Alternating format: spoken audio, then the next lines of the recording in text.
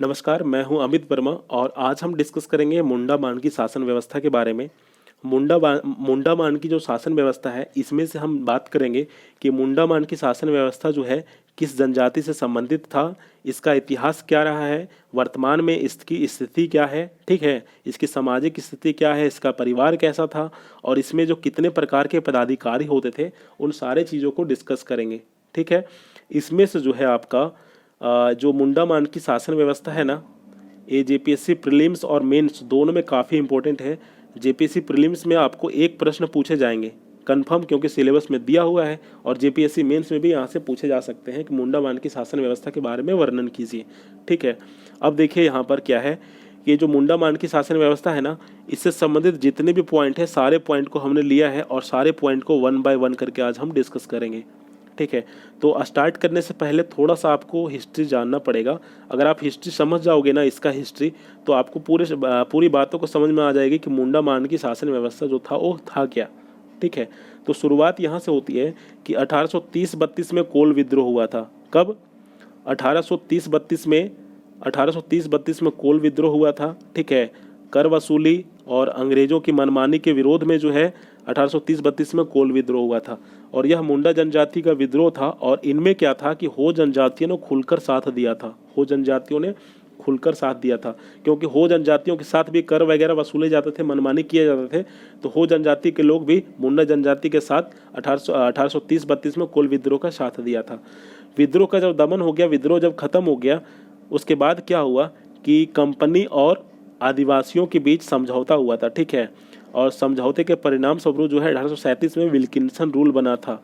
Wilkinson rule बना था। इसी विल्किंसन रूल को अगर आप समझ जाओगे ना अच्छे से, तो आपको मुंडा मान की शासन व्यवस्था जो है समझ में आ जाएगी। ठीक है, अब हम समझते हैं कि विल्किंसन रूल था वो था क्या आखिर। ठीक है, तो देखो यहाँ से शुरुआत होती है कि 1837 में जो है, ठीक है, 1837 में जो है कैप्टन थॉमस विल्किंसन ने कोल्हान क्षेत्र के सभी मुंडा को अपना गांव का राजा घोषित किया।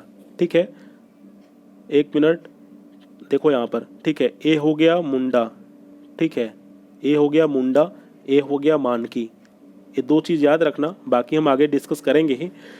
तो 1837 में क्या हुआ था कि थॉमस विल्किंसन ने कोल्हान क्षेत्र के सभी मुंडा को, अब मुंडा कौन होते थे, तो गांव का प्रधान होते थे। ठीक है, तो 1837 में थॉमस विल्किंसन ने कोल्हान क्षेत्र के सभी मुंडा को अपने गांव का राजा घोषित कर दिया, और ये कहा, ठीक है, उन्होंने ये चीज़ कहा कि पूर्व की तरह मुंडा और मानकी का जो पद होता था ना, वो वंशानुगत होगा। ठीक है, विल्किंसन रूल में ऐसा कहा गया है कि मुंडा और मानकी का जो पद था वो वंशानुगत होगा। ठीक है, मानकी क्या होते थे कि 15 से 20 गांव के बीच में जो एक पद होता था ना, उसको मानकी कहा जाता था। हम आगे डिस्कस करेंगे नीचे के स्लाइड में। ठीक है, इसके बाद विल्किंसन ने एक चीज़ और कहा कि मुंडा लोग अपने गांव से 1 रुपया का, ये जो मुंडा लोग होते थे ना गांव के प्रधान, ये क्या करते थे, गांव से 1 रुपया का कर वसूल करके, इसमें से 1 रुपया का जो कर वसूलते थे, इसमें से 12 आना, पहले पैसा आना रुपया चलता था। ठीक है, तो 12 आना रुपया मानकी को देते थे। मुंडा 1 रुपया कर वसूल करके 12 आना मानकी को देते थे, और मानकी फिर क्या करते थे, इन सारे पैसों को सरकारी खजाने में जमा कर देते थे। ठीक है, इसके बाद इन्होंने क्या किया था विल्किंसन ने कि मुंडा और मानकी, ठीक है, मानकी और मुंडा को उनके कार्यों में सहायता के लिए 2-3 डाकुआ यानी चपरासी रखने की अनुमति भी दी थी। ठीक है, मतलब मुंडा और मानकी के नीचे जो है एक पद था जिसका नाम था डाकुआ, जिसे चपरासी कहा जाता था। वो क्या करते थे, इन दोनों के कार्यों में सहायता करते थे। ठीक है, ये दो चीज़ याद रखना। इसी प्रकार, ठीक है, इसके बाद क्या हुआ कि इस प्रकार क्या है कि थॉमस विल्किंसन ने इसमें कुल जो है टोटल कितने, टोटल 32 प्रावधान, ठीक है, टोटल 32 प्रावधान इसमें शामिल किया विल्किंसन रूल में। ठीक है, और इसको क्या किया कि बंगाल के गवर्नर से अनुमोदित कराकर कोल्हान क्षेत्र में लागू कर दिया। ठीक है, जो थॉमस विल्किंसन थे, मुंडा का पद, मानकी का पद, डाकुआ का पद, ये जो सारे चीज़ है ना, इसके बारे में इन्होंने बताया। उसके बाद इसमें क्या किया कि टोटल 32 प्रावधान को शामिल करके, ठीक है, इसके बाद बंगाल के जो गवर्नर जनरल थे उनसे अनुमोदित कराकर कोल्हान क्षेत्र में, पूरे कोल्हान क्षेत्र में लागू करवा दिया। ठीक है, इसी चीज़ को कहा जाता है विल्किंसन रूल। समझ में आई ना सबको? ठीक है, अब यहाँ से शुरुआत होती है आपका मुंडा मान की शासन व्यवस्था। ठीक है, विल्किंसन रूल के अनुसार जो कोल्हान क्षेत्र में शासन व्यवस्था था ना, उसे क्या कहते हैं, मुंडा मानकी शासन व्यवस्था। समझ में आई। अब यहाँ से शुरुआत होती है, इसका मुंडा मानकी शासन व्यवस्था क्या था, किससे संबंधित है, कौन सा जनजाति से संबंधित है। इसके बाद हम सीखेंगे कौन सा जनजाति से थोड़ा मिलता जुलता है। इन सारे चीज़ों को हम 1 बाय 1 करके डिस्कस करेंगे अब यहाँ से। ठीक है, तो देखिए यहाँ से कि झारखंड के कोल्हान क्षेत्र में हो जनजातियों का बहुलता है, मतलब सबसे ज़्यादा हो जनजाति जो है कोल्हान क्षेत्र में पाई जाती है। ठीक है, मिलती है। मुंडाओं का एक उपजाति, ये जो है आपका हो जनजाति जो है मुंडाओं का ही एक उपजाति मानी जाती है। मुंडाओं की तरह इसके पास प्रशासनिक एवं न्यायिक व्यवस्था भी होते हैं। ठीक है, हो जनजातियाँ जो है गांव का एक प्रधान, हो जनजाति में जो है गांव का एक प्रधान होता था, जिसे क्या कहा जाता था, मुंडा। आपको बताए ना कि मुंडाओं को जो क्या किया था विल्किंसन रूल में, विल्किंसन ने क्या किया था, मुंडाओं को जो है गांव का राजा घोषित कर दिया था। तो वही चीज़ हम बता रहे हैं कि हो जनजातियों में गांव का प्रधान होता था, जिसे मुंडा कहा जाता था। ठीक है, अब मुंडा अपने गांव का प्रशासनिक, सामाजिक और न्यायिक प्रधान होता था। किसी विवाद का निपटारा करना हो तो मुंडा जी को बुलाओ। ठीक है, शादी विवाह, दुख सुख इत्यादि में मुंडा जी को बुलाओ। यही सब सारी चीज़ यहाँ पे लिखा हुआ है और सारी चीज़ यही चीज़ है इसमें, है ना।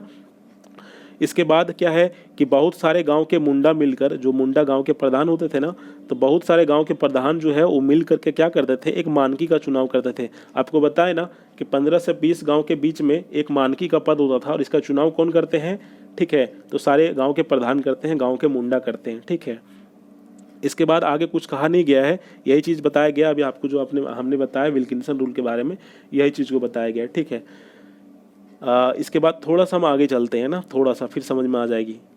ठीक है, इसका अस्तित्व के बारे में तो आपको पता है कि आपका जो मुंडा मानकी शासन व्यवस्था जो है हो जनजाति से संबंधित है। और हो जो जनजाति है ना, हो जनजाति है जो है चौथी बड़ी जनजाति है। ठीक है, चौथी बड़ी जनजाति है। 2001 में जनगणना जो हुआ था ना, उसमें अगर इसका देखा जाए तो संख्या है 10.51%। ठीक है, और साक्षरता दर है 31.2%। जेपीएससी मेंस में जब आप लिखोगे ना इसके बारे में, तो आपको सारे चीज़ वहाँ पे वर्णन करने होंगे। ठीक है, इसके बाद अगर बात करेंगे कौन से क्षेत्र में पाए जाते हैं सर्वाधिक, तो कोल्हान क्षेत्र हो गया, सारंडा हो गया, चाईबासा के मैदान, इसके अलावा पुरहाट की पहाड़ी, दलमा श्रेणी, ठीक है, धालमुम के क्षेत्र में भी पाए जाते हैं। ठीक है, इसके बाद अगर हम बात करेंगे तो कुछ विद्वानों ने इनको संज्ञा दी थी। जैसे देखो यहाँ पे लिखा हुआ है कि कई विद्वानों ने मुंडा जो है भूमिज व हो को कोल की संज्ञा देते हैं। ठीक है, इन तीनों में से शारीरिक दृष्टि से श्रेष्ठ है। ठीक है, अब आगे देखो, कल हमने बात किया था ना कि मुंडा जो जनजाति है वो प्रोटो ऑस्ट्रोलाइड से आते हैं, हो जनजाति भी प्रोटो ऑस्ट्रोलाइड से ही आते हैं। ठीक है, ये चीज़ याद कर लेना, समझ में आई ना। अब चलो थोड़ा सा हम आगे बढ़ते हैं, इसका सामाजिक स्थिति के बारे में बात करेंगे। तो सामाजिक स्थिति जो है इसमें से देखो किलिया, ठीक है, किलिया, आपको कल हमने बताया था ना कि गोत्र को क्या कहा जाता है, गोत्र को क्या कहा जाता है, किली। ठीक है, तो सामाजिक रूप से किलियों में विभक्त था, गोत्र में विभक्त था कौन, आपका हो जनजाति। ठीक है, संपूर्ण हो क्षेत्र में 5 से 20 गांव के समूह में फैले होते थे, जिसे पीर कहा जाता था। ठीक है, काफ़ी इंपॉर्टेंट टर्म है, इसको याद कर लेना। पीर किसको कहा जाता था, 5 से 20 गांव के समूह को पीर कहा जाता था। और पीर का प्रधान कौन होता था, मानकी। आपको बताए ना कि मानकी का पद जो है 15 से 20 गांव में से एक पद होता था। ठीक है, वो क्या था, 15 से 20 गांव को मिला करके एक पद होता था जिसका नाम था मानकी। वही चीज़ कहा जा रहा है कि 5 से 20 गांव के समूह में फैला होता था, जिसे पीर कहा जाता था। ठीक है, और पीर का प्रधान कौन होता था, मानकी। ठीक है, और गांव का प्रधान कौन होता था, मुंडा। ठीक है, आपको बताया ना कि मुंडा जो है गांव का प्रधान होता था। और जब विल्किंसन रूल लागू हुआ था ना, उसमें विल्किंसन ने क्या किया था कि गांव जो मुंडा थे, गांव के मुंडा थे, गांव के प्रधान थे, उसको राजा घोषित कर दिया था। ठीक है, इसके बाद थोड़ा सा हम आगे चलेंगे, थोड़ा सा आगे चलते हैं कि कोल्हान प्रदेश जो है 26 पीर में विभाजित था। ठीक है, कितने, 26 पीर में विभाजित था। ठीक है, और हो जनजाति जो है अपने किली के अंदर ही विवाह नहीं करते थे। ठीक है, मतलब हो जनजाति के जो लोग थे ना, अपने किली के अंदर, अपने गोत्र के अंदर विवाह नहीं करते थे। मतलब अगर लड़का लड़की का गोत्र अगर एक समान है ना, एक अगर मिल रहा है ना, गोत्र मिल जा रहा है, तो शादी नहीं होता था।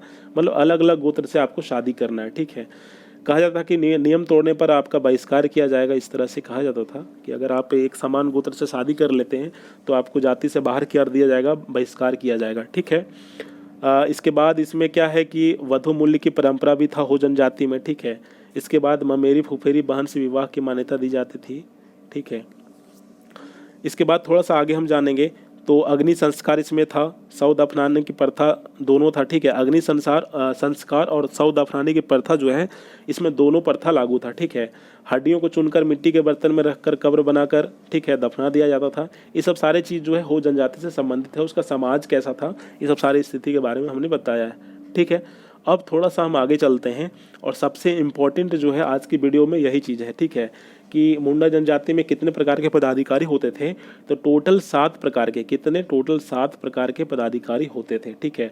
जिसमें से मुंडा, डाकुआ, मानकी, उसके बाद तहसीलदार, फिर मानकियों, फिर दीवरी, फिर आत्रा दीवरी, ये सब सारे पद को हम आगे थोड़ा सा डिस्कस करते हैं। देखो यहाँ पे जो है आपका सबसे फर्स्ट में है मुंडा, ठीक है। तो आपको हमने बताया ना कि मुंडा जो है गांव के ग्राम के प्रधान को मुंडा कहा जाता है। और विल्किंसन ने क्या किया था कि जो गांव का जो मुंडा होते थे उसको गांव का राजा घोषित कर दिया था, ठीक है। तो मुंडा क्या थे, ग्राम के प्रधान को मुंडा कहा जाता है। जबकि आजकल जो है, ये तो सही है, आजकल मुंडा जाति के सभी लोग मुंडा कहलाते हैं, लिखते हैं, ठीक है। अर्जुन मुंडा जी भी मुंडा लिखते हैं, ठीक है। वो समाज में मुंडा का पद होता था जो गांव के मुखिया के लिए प्रयुक्त होता था, मुखिया के समान होता था, ठीक है। इसका क्षेत्र प्रशासन, न्याय तथा लगान लेने का होता था। लगान वगैरह आपको बताए थे ना, 1 रुपया का कर गांव से ले करके मानकी को 12 आना रुपया दे देते थे, ठीक है। कौन देते थे, मुंडा। और फिर मानकी क्या कर देते थे, 12 आना को जा करके सरकारी तिजोरी में जमा कर देते थे, ठीक है। तो इस तरह से आप समझ के याद करोगे ना तो सारे चीज़ याद करने पड़ेंगे, आप दिमाग में आपको सोचने की ज़रूरत भी नहीं पड़ेगी कि मुंडा शासन व्यवस्था था क्या। इस वीडियो को आप ना 1 बार नहीं तो 2 बार आप देखना, ठीक है। और अपने दोस्तों के साथ भी शेयर कीजिएगा ताकि उसको भी समझ में आ जाए, ठीक है। सारे चीज़ समझ में आ जाएंगे, 1-2 बार आप वीडियो को देख लेना ना, सारे चीज़ समझ में आ जाएंगे, ठीक है। रटने की कोई ज़रूरत नहीं पड़ेगी।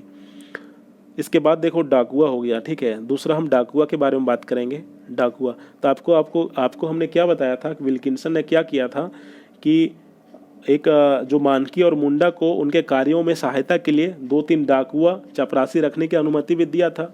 मतलब डाकुआ एक तरह का चपरासी होता है, ठीक है। किसका, आपका हो गया मानकी और मुंडा का, ठीक है। तो यहाँ पे यहीं पे लिखा हुआ है कि मुंडा पदाधिकारी जो है, मुंडा पदधारी ग्राम प्रधान के सहयोग के लिए डाकुआ होता था। ग्राम प्रधान कौन होते थे, मुंडा होते थे, ठीक है।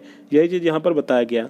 थोड़ा सा आगे बढ़ते हैं मानकी के बारे में, ठीक है। ये मानकी तो आपको बताए थे ना कि 15 से 20 गाँव के ऊपर एक मानकी का पद होता था, आपको बताए थे ना, वही चीज़ यहाँ पर है, ठीक है।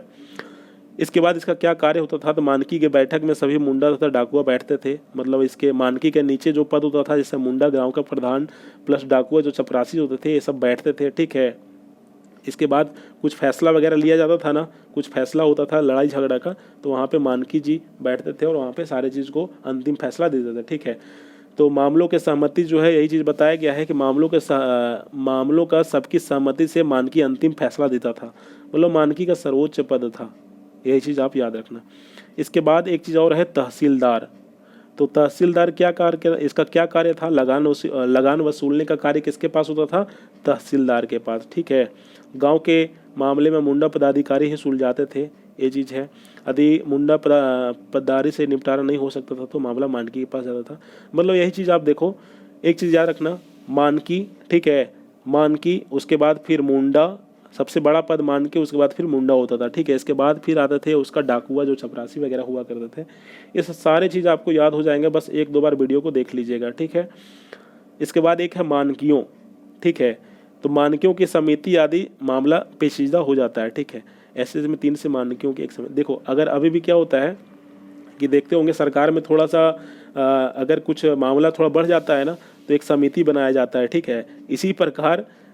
इसी प्रकार क्या होता था मुंडा मान की शासन व्यवस्था में, जब कोई चीज़ जब ज़्यादा हो जाता था ना, कुछ ज़्यादा पेचीदा हो जाता था ना, तो 3 मानकियों की एक समिति बैठती थी, ठीक है। मतलब 15-20 गांव के एक मानकी, फिर अलग 15-20 गांव के एक मानकी, फिर अलग 15-20 गांव के एक मानकी, और तीनों मानकी जो है एक जगह बैठ करके, ठीक है, वो जो पेचीदा जो प्रॉब्लम होते थे ना उसको सॉल्व करते थे, उसको मानकियों कहा जाता है, ठीक है। इसके बाद थोड़ा सा आगे हम जानेंगे थोड़ा सा। देखो दीवरी है ना, तो दीवरी क्या होता थे, दीवरी जो है आपका गांव का पुजारी होता था, ठीक है, जिसे दीवरी कहा जाता था, ठीक है। और इसके जो सहायक होते थे ना, उसको यात्रा देवरी कहते थे। ठीक है, तो देवरी कौन होते थे? गांव के पुजारी, और इसका जो सहायक होता था ना, उसको यात्रा देवरी कहते थे। ठीक है, तो इस प्रकार जो है मुंडा मान की शासन व्यवस्था जो है यहाँ पर ख़त्म होती है। और इसका जो MCQs है हम डिस्कस करेंगे संडे को। जितने भी मुंडा मानकी वगैरह है या फिर और भी हम डिस्कस करेंगे, इस सारे चीज़ को हम संडे को डिस्कस करेंगे। ठीक है, बाकी अगर आपको लगता है ना कि थोड़ा सा भी पीटी में डर लग रहा है, तो आप हमारा 190 जो टेस्ट वाला टॉपिक वाइज टेस्ट सीरीज है, इसको ज्वाइन कर लेना। ठीक है, 190 टेस्ट यहाँ पे दिए जा रहे हैं। झारखंड जीके के 70 टेस्ट हैं, बाकी ज्योग्राफी के 30, इंडियन पॉलिटी के 30, हिस्ट्री के 30, इस तरह से टॉपिक वाइज जो है JPSC प्रीलिम्स के लिए टेस्ट दिया जा रहा है। प्लस PDF में नोट्स वगैरह भी दिए जा रहे हैं। ठीक है, आपने जो PDF देखा ना, इसी तरह से वहाँ पे हम देंगे। ठीक है, इसके बाद यहाँ पे रैंक लिस्ट होगा, हर प्रश्न का जो है एक्सप्लेनेशन भी दिया रहेगा। सारी चीज़ आप हमारे एग्जाम पोर्टल एप्लीकेशन जो है, एग्जाम पोर्टल एप्लीकेशन जिसका लिंक नीचे डिस्क्रिप्शन पे दे रखा है, वहाँ से डाउनलोड कर सकते हैं। PDF का जो है आपको टेलीग्राम पर मिलेगी, टेलीग्राम का लिंक भी नीचे डिस्क्रिप्शन पे दे रखा है, वहाँ से आप ज्वाइन कर लेना। ठीक है, और वीडियो अच्छा लगे तो एक बार लाइक तो ज़रूर बनता है यार, थोड़ा सा सपोर्ट करो और शेयर कर देना अपने दोस्तों के साथ। ठीक है, और बहुत ही अच्छा कंटेंट है, आप इसको पढ़ के जाना। मैं पूरे विश्वास के साथ कहता हूँ ना कि इससे बाहर एक भी सवाल एग्जाम में नहीं पूछेगा, क्योंकि हमने सारे पॉइंट को डिस्कस किया हूँ इसमें। ठीक है, और बाकी जो है मेंस में भी आप इसको इस तरह से सजा करके लिख सकते हो। ठीक है, बाकी अधिक जानकारी के लिए या कोई प्रॉब्लम वगैरह हो तो फिर हमसे संपर्क कर सकते हैं। मेरा व्हाट्सअप नंबर है, ठीक है, 7223861443। इस नंबर पर आप मेरे को कांटेक्ट कर सकते हैं, व्हाट्सअप कीजिएगा, आपको जवाब देंगे। ठीक है, तो आज के लिए इतना ही था। कल के वीडियो में हम नागवंशी शासन व्यवस्था के बारे में बात करेंगे। ठीक है, तो आज के लिए इतना ही रखते हैं। शेयर कर देना, लाइक कर देना और फिर सब्सक्राइब भी कर देना अगर नए हो हमारे चैनल में तो। ठीक है, बाकी फिर कल मिलते हैं। आज के लिए धन्यवाद, थैंक यू, है ना, सबको थैंक यू एक बार।